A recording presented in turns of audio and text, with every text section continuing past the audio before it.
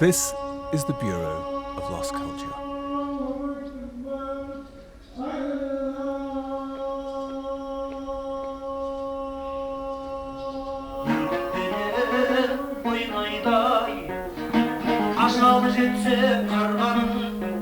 Ayıbı жоқ жігіттер жақсыны елден таңдаған бірімен жақсы болмайды байқап ақылы сынған жеңгелері мақтаса қажетті болар алғаны шешесі қызын мақтаса оған сірә бармағын жақсы болса алғаным қоғамды болар жанжалым жаман бір болса алғаным үйімнен кетті жанжалым бала шаға отады жайнаған болды шарбағы.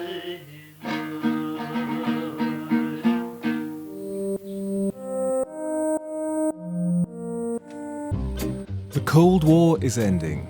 The Soviet Empire is crumbling.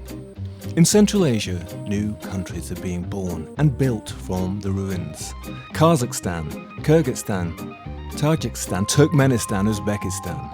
Allegiances and borders are shifting, overshadowed by the ghosts of ancient empires and old kingdoms.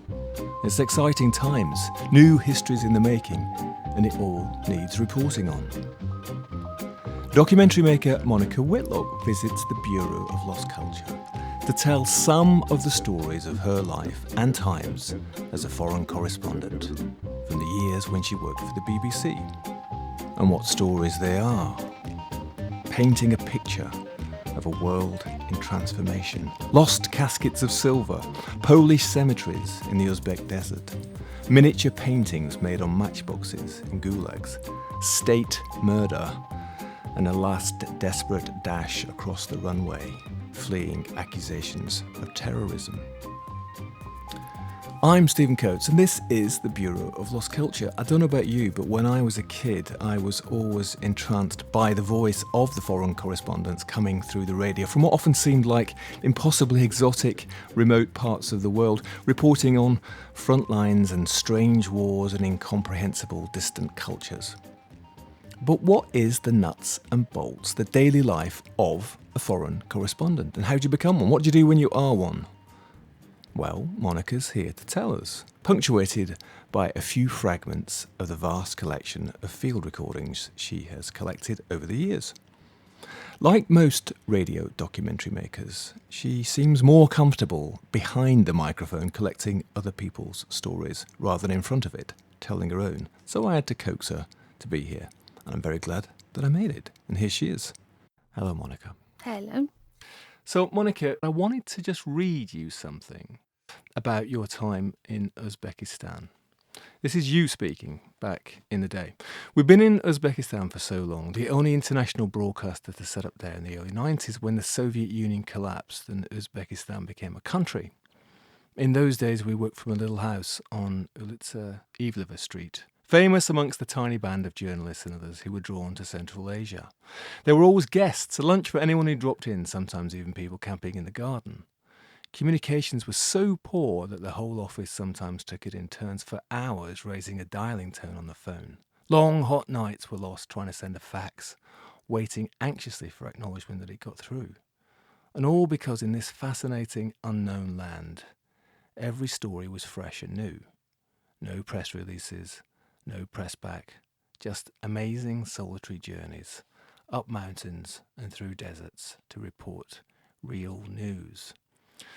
Does that take you back a bit? Makes me shiver. Yeah, it does. And I mean, it's put very, there was a lot of emotion that we all felt, I think, at that time. As I think, as you said, that was the moment in which we closed the Bureau in Central Asia. But yes, it was exactly like that. It was the most incredibly fun, stimulating, exciting, challenging post that you could imagine. Huge territory. Our main office was in Tashkent in Uzbekistan, but we had offices also in Almaty in Kazakhstan and in Tajakstan, with some furrows into Turkmenistan. That was much more difficult. It's a very closed country. Kyrgyzstan, across the border into Western China and down to Afghanistan. So it was an enormous, fabulous patch where all the countries connected and all the cultures and languages connected, and very very unreported in a way. And I don't mean that in a romantic sense that somehow that's a good thing. I don't think it's a good thing, but that news wasn't highly processed, so you could find interesting original things and meet wonderful people all the time without there being some sort of news machine guiding it Right, all yeah, the way. yeah, for sure. I mean, it's quite interesting. I'm just looking at it, a sort of aerial shot of it here, and it's an interesting part of the world. It's a world that I don't know anything about at all. And for somebody who's listening, you can't picture it. It's if you imagine Russia as it is, and then head south as though you're heading towards Afghanistan. In between Russia and Afghanistan, there's this kind of family, almost like a family of smallish countries, Kazakstan, as you said, Uzbekistan, Turkmenistan, Tajakstan, Krygystan, reaching over towards Tibet and China on one side and over towards the Black Sea on the other. And a lot of them landlocked, right, including Uzbekistan, I Yeah, think. double landlocked, they're very... Double You'll landlocked. hear that a lot of times. Double landlocked. And then, yeah, if you think towards the west, and Turkmenistan touches Iran, has a big land border with Iran. So it's a sort of spectrum and a continuum of languages and places and cultures and geographies. And it feels like a kind of remote, or certainly even looking at the map, it feels like a remote part of the world still, even in these days. Is that right, you think? Yes, I mean, I kind of struggle with the word remote in a way, because whose remote is it anyway? Not remote if you're living there. Well, remote from what? But it's certainly somewhere where technology arrived rather later than in many countries. Well, also, I mean, as you said in that piece that I read there, I mean, I think all of those states or countries as they are now, they were all once part of the Soviet Union. Yes. Sort of got absorbed into Russia in the 19th century or something, did they? Because they'd originally been separate places, Yes. kind of got sucked into the kind of Russian Empire, right? And then they became Soviet states. Is that right? Yes, well, it was a bit of a process. So the northern countries were absorbed into the Russian Empire earlier, and the southern countries bordering Afghanistan much less so. So it wasn't the Amir of Bukhara, which was the kingdom on the border of Afghanistan. He didn't fall until the 20s. With the Soviet Revolution and the post-revolutionary wars. That was when those countries became Soviet states and became countries with the names that we know now. Right. So all those names like Tajikistan, Uzbekistan, Turkmenistan, they're all new ideas. Before, you would have had emirates, kingdoms. So the names that you would have known are Kokand, the kingdom of Kokand, Bukhara, 3 kingdoms next to each other, and then steppe, which is what we'd call Kazakhstan now, and Kyrgyzstan. So you have a mixture of people who lived in cities, really ancient cities, and people who lived in a less settled and more livestock-based existence in enormous territories outside. And I think because people don't know very much about the Central Asian countries, and that, that's just a quirk of history, really. Imagine them all to be really tiny, but they're not at all tiny. No. They're, the whole mass, if I think it's something like 2,000 kilometers from Tajikistan to Russia. This is really Massive large areas, yeah. places. And the array of landscapes is just fabulous. So you have amazing mountains and you have desert and, it's a constant, beautiful, changing. And one of the things that you said in that piece, though, which is interesting, is that after the fall of the Soviet Empire, so effectively Uzbekistan, where you were for a lot of that time as a foreign correspondent, it was having to invent itself, wasn't it, as a new country? It was sort of set up those things, currency and systems and all that stuff. Sort of in complete independence, whereas before it had been sort of semi-dependent, sort of autonomous, but kind of not. Well, it was a republic inside the Soviet Union. So all the constituent republics of the Soviet Union then became countries. And so I guess when we opened the bureau, and then when I was working there in the early 90s, there were lots of things in play. Sort of, what does it mean to be a country? How should our borders be? What should our flag look like? What currency do we need? What language shall we speak? What language shall our children speak? Do we need people to buy visas to come to us or not? Should business people come or not? Very exciting times, Incredibly right? exciting. And there's everything to play for, really. Who should control the money? I mean, you're talking about a command economy you had enormous factories, for example, in Uzbekistan. I visited some, which to a kind of naive Western person looked just like nothing else I'd ever seen. So there was a metals factory near Tashkent, where completely built along Soviet lines, so enormous workshops, just vast. They made electronics and huge workforce. Nobody was being paid because that had gone and a new way of doing things hadn't come, but people were still going to work. But then there was a clinic, there was a mosque, there was a synagogue, a church, a nursery, a maternity unit, a people's arts complex. All in that kind of Soviet sort of way. Yeah, but all on this grounds, and that the idea of working there would be something you would do all your life, and your whole family would be involved in some way or another, and it was a whole lifestyle, and that lifestyle was just imploding. It would have been part of this much bigger economy, the Soviet Empire economy. And then, of course, the empire falls and then these places are independent. So they've got these, say, vast factories making fridges or something for the entire Soviet Union. And then it's like, what happens next, right? People were coming to work anyway, even though they were not making money, because it's better to stay on the books than not, maybe. And people were making swords for a production of Hamlet that they were going to put on for themselves. It's like coming to the edge of a cliff and, what do you do? What shall we do? Where shall we go? And although that sounds alarming, and it is alarming, it's really alarming, but there was also a real buzz, it was exciting. And people were going abroad for the first time, some people. I mean, you still at that point, and until very, very recently, had to have a special paper in order to leave the country, because that was the Soviet thing. Right, an exit visa. Exit visa, which is still a thing in many countries. But foreigners were really exciting, and people would just come up to you and talk to you because you were foreign, and that was thrilling. And foreign stuff, anything you had that was foreign was exciting. Like if you went to stay at somebody's house and you had a bottle of shampoo and it was empty, they'd keep the bottle and put it up in their bathroom, a foreigner's shampoo, because it just looked so lovely and bright, and there was a real warmth and innocence and excitement really about that time.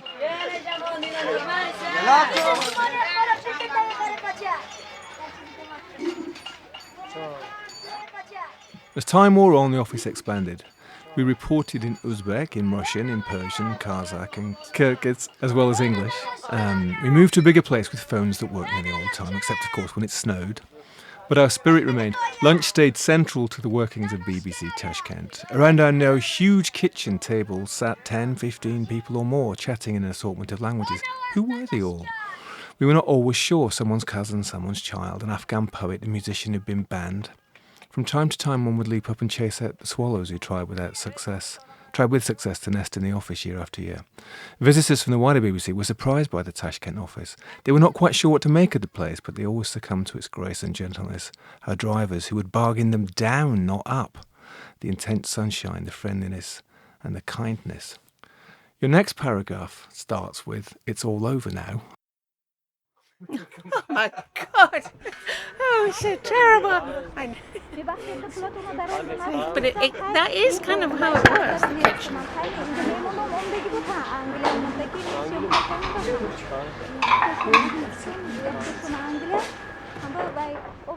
But let's circle back. I mean, the idea of a foreign correspondent is a romantic one for me. You hear it on the radio, these voices from distant, remote, inverted commas, places. So how did you get there? I mean, how did you get to Uzbekistan, but how did you get to becoming a foreign correspondent? Well, I tried very hard to join the BBC, particularly in radio news, international radio news, because I love the radio and I love the news. And I got a job as a freelancer in BBC World Service newsroom.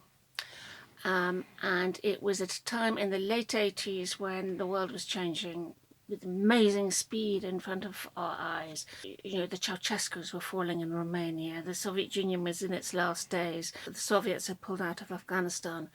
And the news was just incredibly exciting every day. And Bush House Newsroom was an absolute powerhouse. Obviously it's 24-hour news, but also broadcasting in lots of languages. It was really thrilling.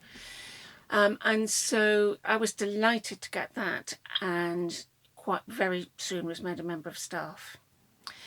And like everybody in my intake, we wanted to be foreign correspondents. We wanted to go overseas. We wanted to, report the news. And so we'd compete for jobs. Jobs would come along, and you'd go for them and have an interview. And then, if you were lucky, you got the post. And were you interested in that part of the world even then? Yes, I was interested.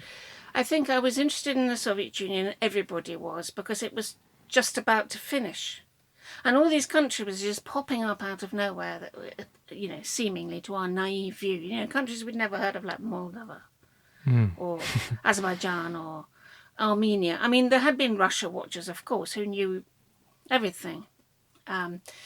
But to my generation, these seemed like completely new places. I mean, what could be more exciting than that? Then all these new capital cities of new countries, and suddenly you could see them. You could feel them.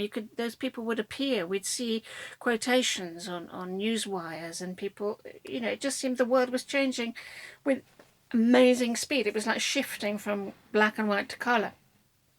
So many people of my friends were just really interested in this changing phenomenon. And then another reason was that at that time, the Soviet troops had left Afghanistan, and the revolution had long happened in Iran, as you know, so 10 years before or more.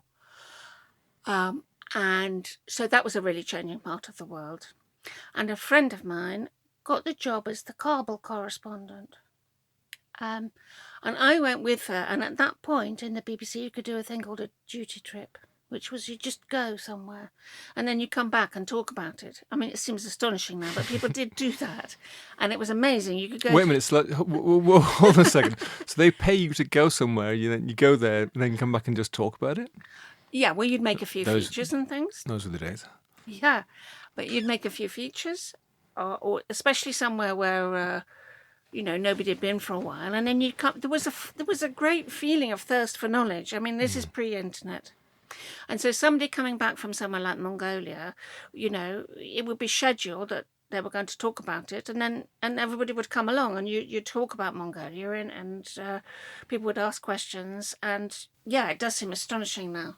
But it was a far more sort of communal sense of knowledge, I think. I went to Pakistan, I went to Peshawar, and we crossed the border into Kabul. And it was a real moment of change, because the Mujahideen government was coming out of the hills down into the city, and you just felt this crisis and excitement of change. And I made some features and things. And I was really fascinated. Features meaning that you were collecting stories rather than news, so you were meeting interesting people. Because that's the other thing. I mean, just before we're gone, because I mean, you describe yourself as a radio producer and stuff, but you always seem to be you're a sort of story collector, really, aren't you? Yes, and radio's all about that. Okay, so you go into Kabul and you start collecting stories, which become features. Yeah, and on the way, you have a tape recorder. Naturally, you just bump into somebody and record them. And also record a lot of natural sound. And those skills are the same now. Absolutely. I mean, the technology is smaller, but not that much smaller. It's, the thing that I carry now is not so different. So then, I made a few features in Kabul. And I was really interested in the people who were turning up and who would then become the new administration. And they were coming from the north. So there were Uzbeks and Tajiks, and I'd never heard of those people, and I thought how interesting they were.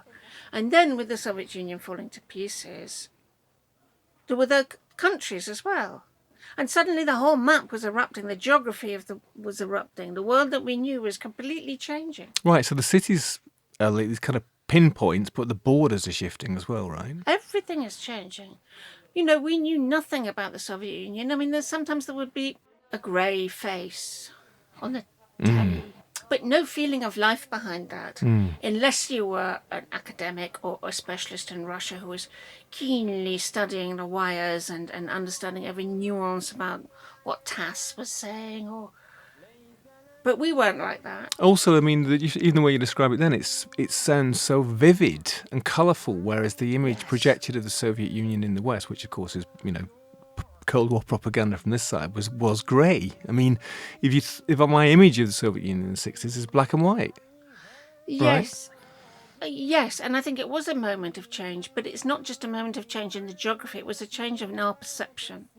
Of suddenly realising there were loads of people and loads of places and things that you hadn't ever seen. You'd never seen a photograph of Georgia. Right. And that's really exciting. And I can't remember when it came out, but do you remember the film Letter to Brezhnev? Mm-hmm. There's a really sort of enlightening moment in that when the girl who's British describes how she thought that all of Russia must be snowing all the time. And so the idea that there were countries where it's 40 degrees in the summer and then grapes dripping off the vines in your lap and, apricots growing wild and goats trotting down the street. That's just not in that map of grey, and it's not. And that was all very thrilling and also politically exciting because there were dozens of factions and squabbles and wars and front lines along streets that you'd never heard of and towns being blockaded that you'd never heard of. So you're right there just at the moment, kind of bathing and all this stuff. So when did it become formalised? When did you end up on the station, as the BBC's correspondent for that part of the world? Right, well, I wasn't the first correspondent. Chris Bowers, he was the first correspondent. Now, he'd been the Kabul correspondent. He had realised the potential in the former Soviet Union in the south. And he found that little house in Ivleva. And then there was one other correspondent, Alan Johnston, who followed Chris. And then I followed Alan. The jobs come around every couple of years and people say, who wants to have a go at this? And you say yes. And then you get lucky and then you have your suitcase. Right. So you've got a suitcase, your tape recorder, your microphone. So you land, you go to Tashkent, fly. I'm assuming you flew to Tashkent. And you were allowed to take 50 kilos of luggage. And 15 of that was a satellite phone. Right. If you were taking a new one. I inherited the one from Alan. Right. So you turn up at the little house on the street. And there's a handover of some sort, is there, from the previous correspondent? Yeah. We had a nice few days together. Right, and introduces you to some of the locals and some of the people who you're going to end up sitting around your lunch table. Yes. There was a lovely family who, of course, we're still very good friends with, both Alan and I, who were working in the office as office manager. At that time in Central Asia, and to an extent still now, I think, you couldn't do anything by yourself because everything was so complicated to do. You couldn't just set up. Making a phone call was quite complicated, let alone paying the phone bill or going to the market and all the things that make up life. You took a lot of people to do that. And that was very nice in that we had this sort of sense of community, really. And it was a very solid and loyal community. All the people of whom, and we're talking about early 90s, we're all still in touch with each other. I got a text yesterday from my friend who was the office manager then. Right, so there's some formally employed people, but then there's also around them there's a ring or there's a kind of family or kind of community which are in different ways are supporting what you're there to do and helping you interact with the kind of wider population, and then also I assume in some way feeding in stories, right, as well. So I mean, once you'd got settled in and Alan had left and it's you, he's gone, you've seen him off, and it's you're there. What do you do? How does it go? I mean, I have to think back, really, but I think with that week with Alan, we thought about a few things that I might do after he'd gone. He introduced me, I went to some embassy parties and things, I think, and he introduced me to one or two people.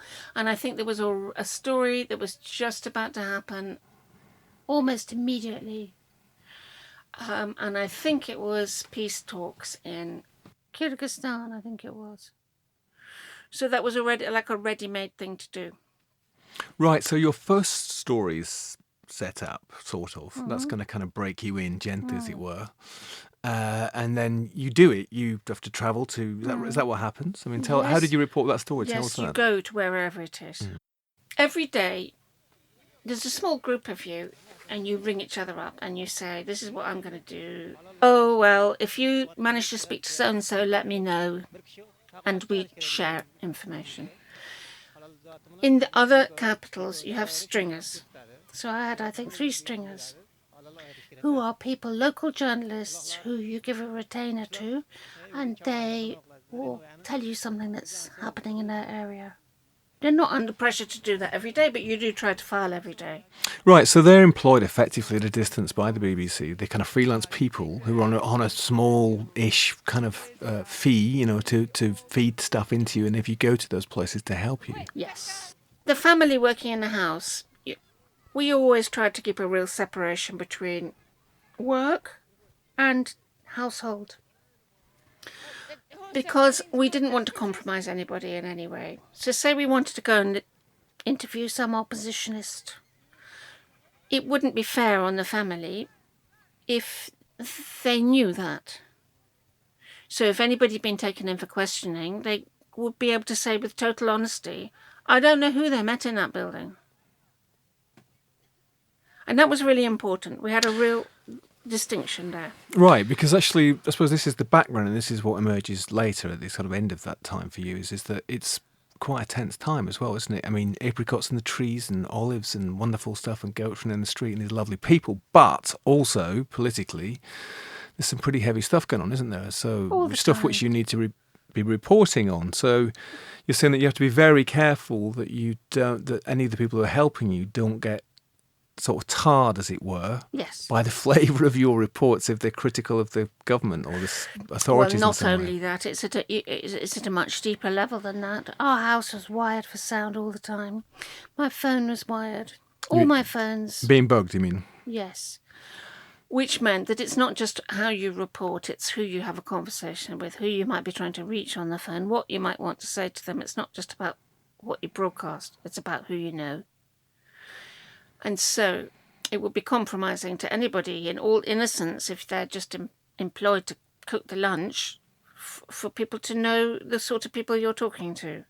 So you have to keep that separation, because it would be perfectly possible for somebody at that time to be asked in and questioned about who you talked to on the phone, what they'd said, where they were you going to meet them, what was going to happen. I mean, what you broadcast was the tip of the iceberg. I mean, with all foreign correspondence posts, what you know and what you broadcast are 2 completely different creatures. And that's kind of the difference between what we'd call fireman reporting, where you quickly go somewhere and you don't necessarily have this sort of iceberg under the visible sea of knowledge. You just really are reporting something that's happening right now fast. Right. But if you're based somewhere, you accumulate enormous amount of understanding and contacts and conversation and detail that you're never going to broadcast. Because it's useful background for when a story erupts in some way, but it's not necessarily the stuff that you would file every day. So 90% of the conversations you have are not on record. It's about understanding. And so when something does happen, you understand what it means, or you understand who would understand what it means. So a little wiggle in the canvas of what's going on that would pass you by if you don't have that understanding. You immediately see the setting of what it might mean.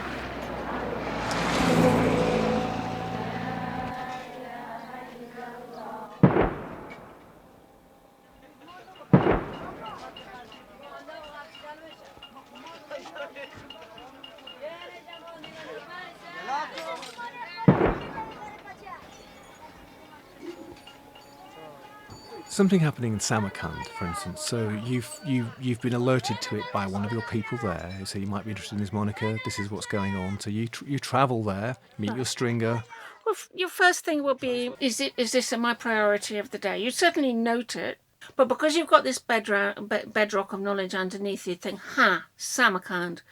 So that's exactly the same part of Samarkand that demonstration was in last April.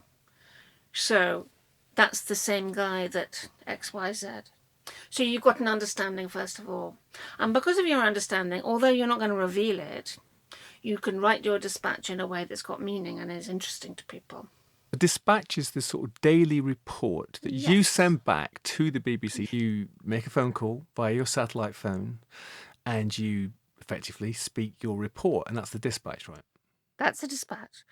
So you get up in the morning and you call all your people. You've already probably got an idea in your head what you're going to be after today, that may be derailed suddenly. You're under pressure to file. There's a sense inside you that unless you're filed, you can't relax at all. In fact, you never relax. And you're ahead in time Right, because 'cause you're people are- ahead of London. Right, they're getting up here when you've already filed your You see, report. you're already there, you're comfortable, you've got your story. And somebody here receives your dispatch, listens to it, analyses it, logs it in some way, and then if they're interested in taking it further for some reason, they immediately get back to you, do they, or respond in some way and say, "We Well- want more of this. This is an important story," or So say you're working on the intake desk, which is a 24-hour staffed desk in the centre of news, and you're taking all the incoming stuff. And you're across all the stories and watching all the time what's going on in the world.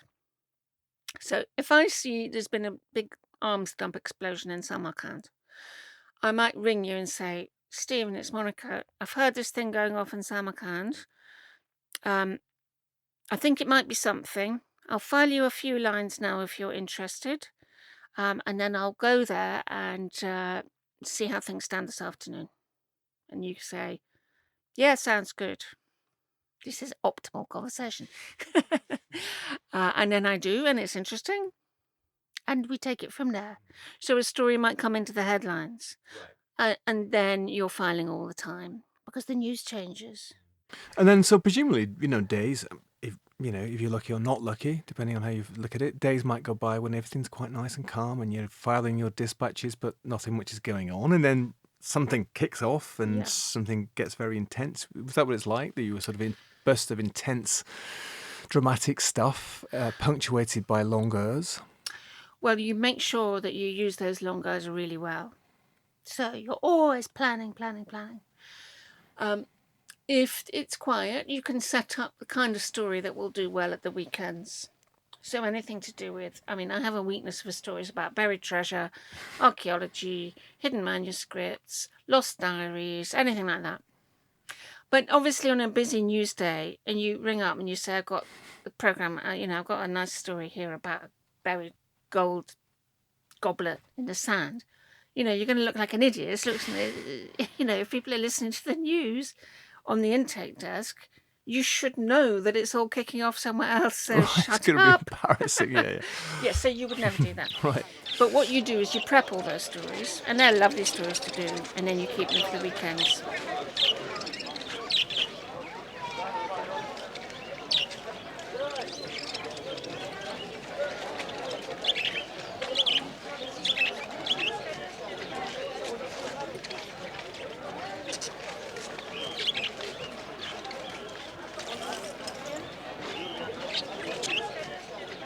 Well, give us your story about the silver. It's quite a funny story.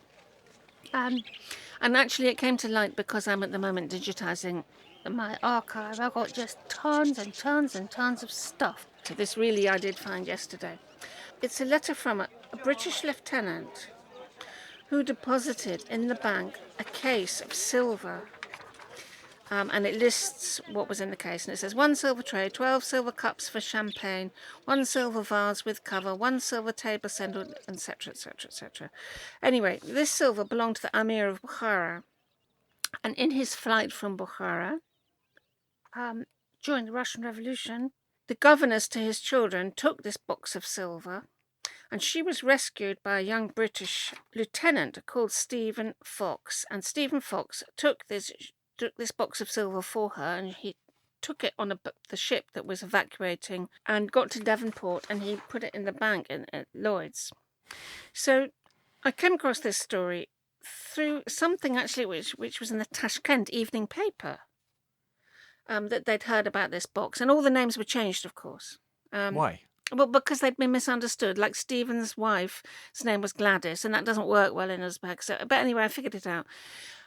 And then I rang Lloyd's, and it did seem that box of silver was still there in the bank because the Amir of Bukhara had never called for it. Naturally, because he'd fled to Kabul, where he died. So it was probably a gift, probably from the Emperor of Russia. But still, it's kind of fun. And particularly fun to think that actually it was still in the bank in Devonport. Devonport, yeah. So I was quite into it. And then next time I was in the UK, I went to the British Library and I found numerous documents which were letters from the bank manager to the lieutenant to the India office, to the embassies, to representatives in Delhi, trying to get this letter from Devonport to Kabul so that the Amir could sign the letter saying that they could open the box, which never happened. So as far as I know, it's there It's still. still there in Devonport, is it? Yeah, I think so. So when I did that story, the local radio in Devon, they rang up and said they really wanted to do it too, and it all became a thing. So there was always stuff like that. Right. So you sort of bank those stories, so for quiet times you can sort of bring them out, right?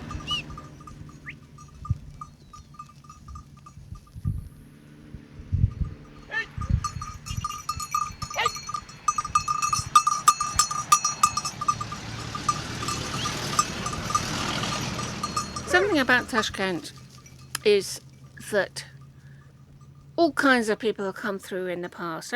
Tashkent was the biggest Soviet city east of the Urals. And it was where a lot of people ended up from different parts of the Soviet Union for different reasons, especially during the war and after the war in those years. And also after the death of Stalin, when the prison camp, where a lot of people came out of prison camps, especially if they had been imprisoned in Central Asia, which was a common thing, especially Kazakstan, they would head for Tashkent.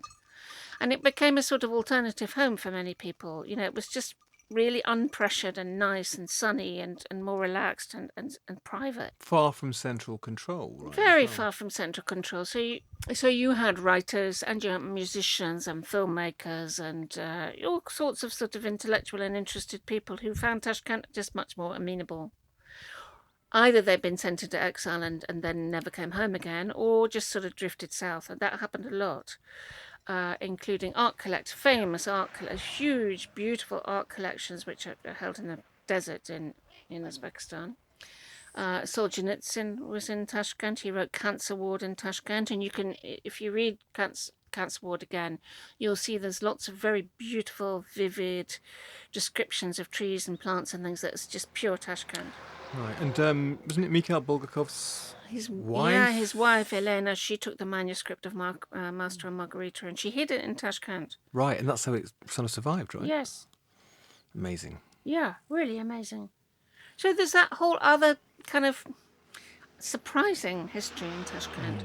And some of the paintings that survived and drawings are really astonishing. I mean, you won't find them anywhere else. What comes to mind is a series of matchbox paintings done in women's prison camps in Siberia. Tiny, done with charcoal on the backs of match packets. Minute. Showing scenes of daily life, smuggled out of the camp and rescued by the art collector who took them to Uzbekistan, and they're there now. You can see them, and that's an astonishing thing. Something I wasn't just not aware of in that part of the world is how ancient the civilization and the culture were. You know, it's near to Persia, near to Iran, near to all that thing. It went back a very, very long way. So there's all that kind of layers of time and culture there, weren't there, as well? Very ancient cities. The city of Hira, the city of Bukhara, they're landmarks throughout history. And, they're desert oasis cities that follow the big rivers that run through Central Asia. And they're really like the fulcrum of culture. It was the centre of the world. Centre of the world. Centre of some people's worlds. And founts of learning and art and creativity and music and science and medicine in particular. So all sorts of people were coming to Tashkent for all sorts of reasons. But one of the things that you told me about the other day was that you stumbled across, and were slightly puzzled by at first, these cemeteries for Polish people. So why and how did they get there? What was their story? That is an amazing story, and it sort of preoccupied me for about 20 years. All over Central Asia, there are these tiny little Polish graveyards and Polish people. And the reason that they're there is because at the very beginning of the Second World War, when Nazi Germany and Stalin's Soviet Union were allied, Soviet troops went into Poland just after German troops did. They deported hundreds and hundreds of thousands of people from eastern Poland to Siberia, because at that time, Poland was an enemy state to the Soviet Union. So they weren't just fighting people, there were families, whole families, villagers, taken on trains and sent to Siberia where they worked in camps. There's probably about 1.5 million people. It's phenomenal, the scale. Later on, when when Germany invaded the Soviet Union, of course, all that allegiance changed, and so the Poles had become allies of the Soviets, and so they released them. So the people who had survived staying in logging camps and other kinds of labor camps then made their way out of the Soviet Union through Central Asia, and they got on boats on the Caspian and sailed to Iran. Now, only about 150,000 people came out the other end. So cholera, typhoid, starvation, murder, all sorts of reasons. There are lots and lots of Polish graveyards in Central Asia. Yeah, another sort of devastating Soviet story.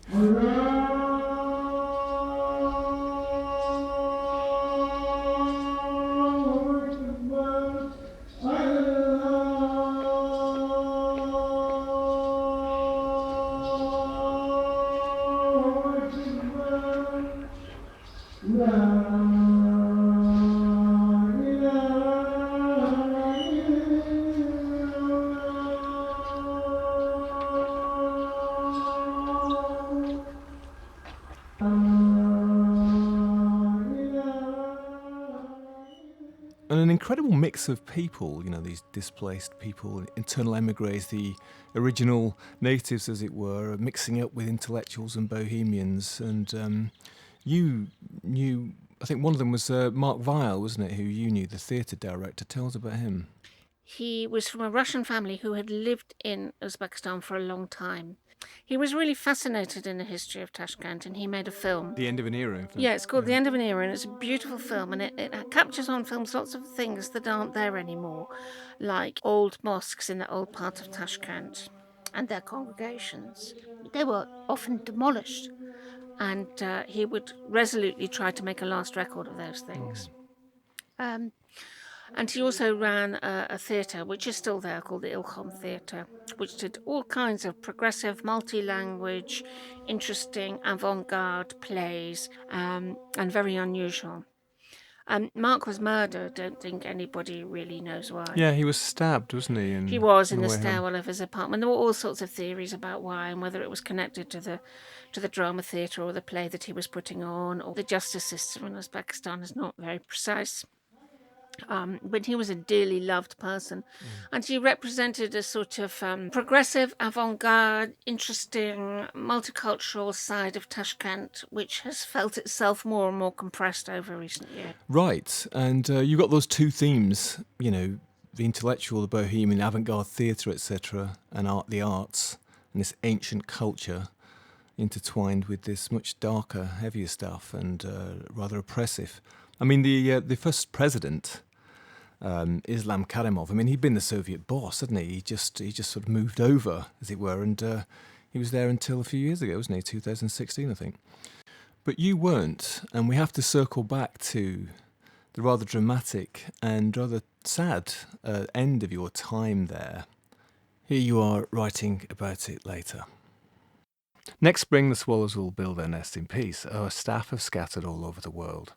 Ordinary people who've been with the Bureau from the first days have rolled up their lives into suitcases bulging with knives and forks, quilts and pans.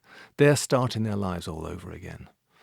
But reporting is not just about Bureau, it's about telling the stories that need to be told, whatever it takes to do that. So we will continue to report on Uzbekistan, and as soon as we can, we'll be back in the country.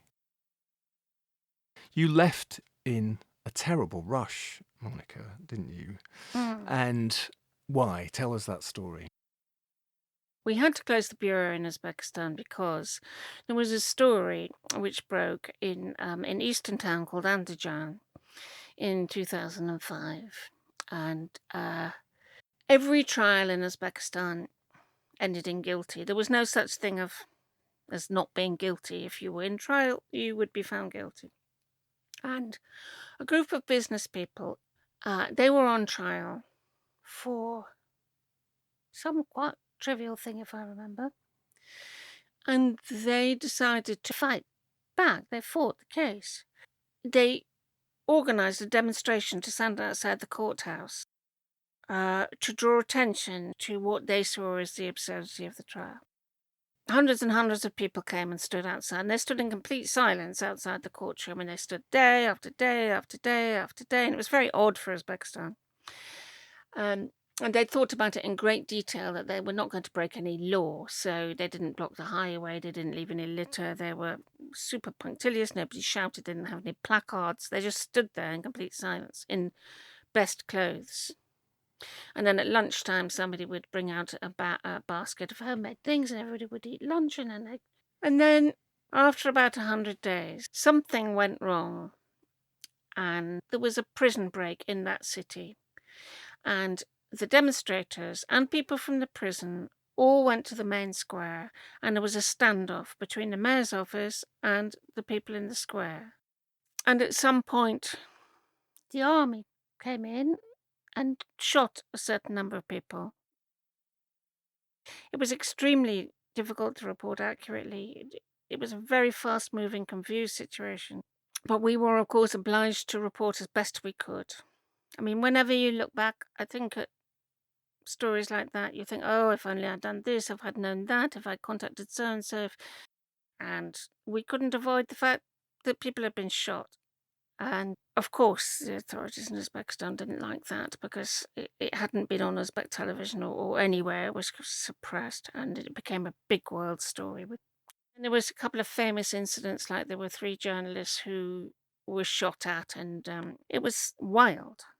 And in the morning, I was in Tashkent by then. I didn't stay in. They were burying bodies in the flower beds in the square. And it was as though nothing had happened, and there was no. I think the thing that really stays with me is that there was no address to the nation or any. It was just like that didn't happen. Nothing was ever explained, and everybody had to stay in their house, and people were absolutely terrified. But we certainly met people who said that their young men of their family were killed after this. So after the demonstration had gone, after the demonstrators had either been killed or scattered or gone, that people would come to the house at night and take away the young people. I mean, the atmosphere was awful. And we knocked on several courtyard doors, and Uzbek houses are arranged around a courtyard. A woman showed me her son's clothes full of holes. She said he'd gone to buy bread. Anyway, we just did try to report as well as possible, but it was a very fraught situation. And government first reports said that 8 people had been killed. I mean, just clearly wasn't true.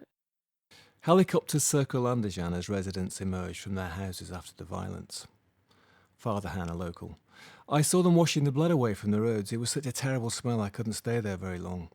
I don't know what happened to the bodies and where they took them. You say? Father Han's describing what he saw as he walked through the park a full kilometre away from the main square where the shooting happened on Friday. Like most people, he's horrified and confused by what happened. Some residents are still looking for their missing relatives. This 50-year-old man was out searching for his son. And the man says, I don't know if he's alive or dead. I want to tell the whole world. Karimov's people shot women and children. I saw young men with their hands up shouting, don't shoot, but they just shot them. And you said, the leaders of the demonstration sat praying in the mayor's office in the square as troops moved in and shot for almost 3 hours. President Karimov, he says that here on state television that a group of Islamic terrorists seized the town centre and drew a huge crowd around them as a living shield. These people are criminals, not protesters. And then you said, it's hard to believe what's become of Andijan. Only last week this was a cheerful, lively place full of bustle and noise where many people were not afraid to stand up and speak out. Now it's quiet and sad, and it's hard to see how the city can recover. Well, in fact, you didn't really recover either, did you? Because what happened next is, after you'd filed the report and the world's attention turned on Uzbekistan, you were forced to leave and the BBC was forced to leave. And in fact, they tried to block it for a while, right? You said they tried to block it, but they couldn't stop it. So someone, night after night, pushed printed pages from the BBC News website onto people's door in Andijan. And with a soft warning knock, they disappeared. In Tashkent, people who never thought twice about politics sat huddled around radios in the evening, craning to hear every story on the BBC. Word spread from street to street and anger grew. Anger about the killings, anger about the scale of what many saw as a huge official lie. I think, the thing with that, which is, of course, these days is so important, isn't it? It's just the power of the BBC, the value of that, being able to actually still reach those people despite what the government's trying to do. And this is just before every soul in the world had a mobile phone. So you would expect there to be loads of digital footage. 2005, people did, but not in Uzbekistan. Foreign Ministry summoned you, said, and read out a prepared statement accusing me of complicity with terrorists, and they made it clear that I had to leave quickly. Yeah, A day later, I was gone, yeah, and the unravelling of the Bureau had begun. that's all true. It sounds frightening and also, devastating. I mean, you'd made your home in this place. You've described it, so beautifully. You obviously loved it. You had many friends there, the people who worked with you and for you. You had a child. And then suddenly, that's it. You've got to go. Yes, it was really bad. I can even find it difficult even now to think about that 24 hours. So yeah, I picked up my son from nursery and then we never went home again. We went to the house of a diplomat and then we flew out to Istanbul with some members of the Bureau. Different decisions were made about different members of our extensive team. So people who were directly connected with the story, they all left and are mostly here in the UK. So they became refugees? Yes. Yes. For their own safety? Yes. Yes. Yes. And the last thing that I remember from that day was we walked out to the aircraft with somebody from the British Embassy, a diplomat, just in case we were stopped on the tarmac. And I remember going through the last check and the official at the airport saying, "Is it true? Was it true?" The killings? Yeah. So, that's what it's like being a foreign correspondent. But even in this changed world, the post-internet world and all that, there still is a need for foreign correspondence, isn't there? That might have been the end of your time as one, but you moved on, didn't you? And you've made myriad programmes since. You're still very interested in those ex-Soviet states, aren't you? And those places, and you've made a lot of work around that, haven't you? And that's a sort of abiding interest, isn't it? Yes, absolutely it is. I think it's because, think about the Soviet Union, this quite astonishing social political experiment that lasted through the 20th century in our lifetime stopped.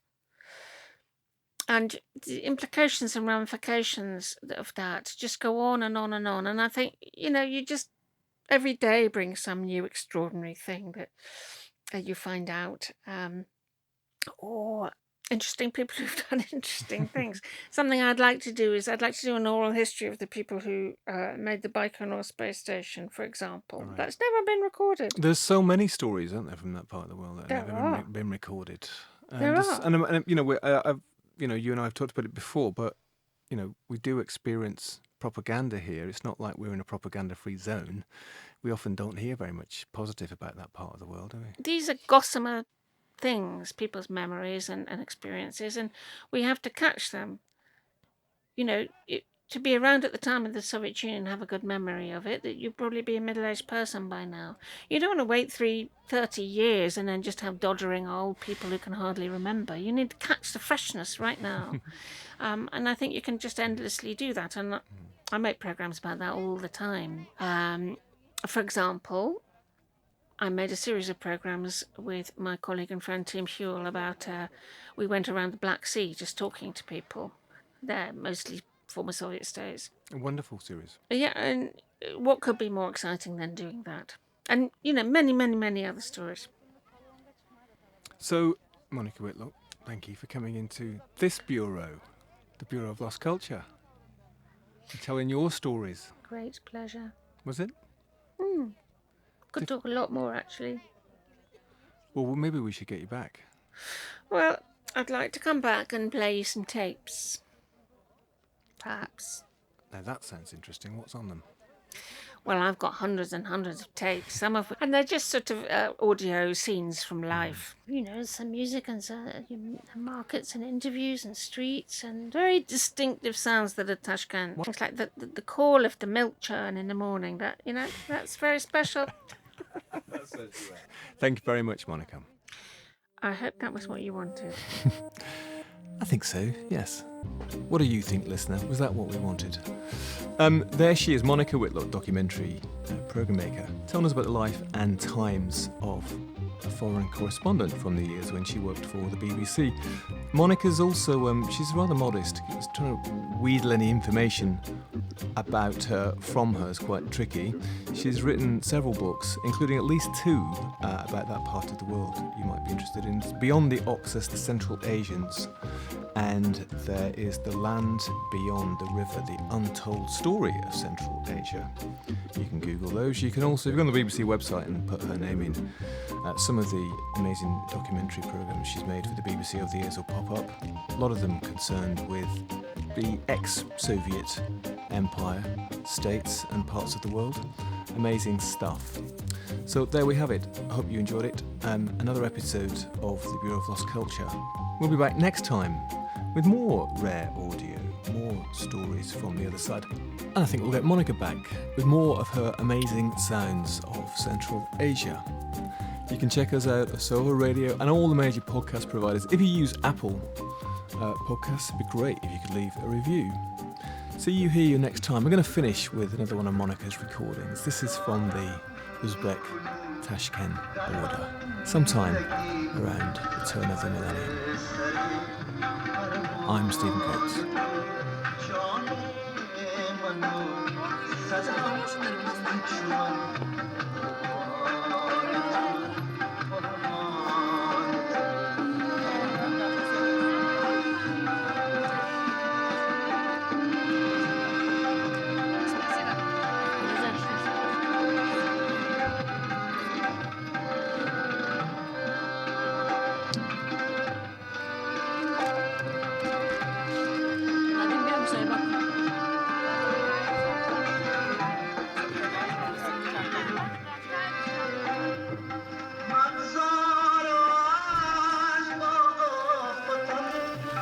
Ay dostlar, ana bildim.